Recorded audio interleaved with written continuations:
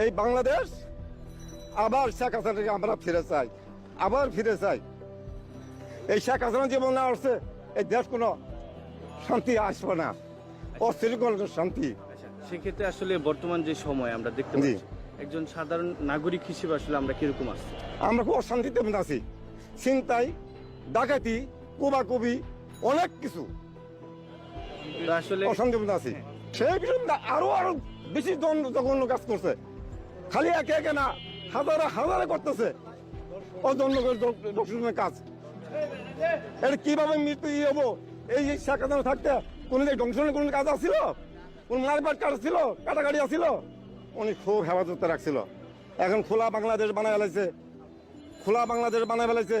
এই বাংলাদেশকে আবার ফিরে আমাকে স্বাধীন করে আমার এই বাংলাদেশকে শেখ হাসিনাকে আমরা আবার জানবো।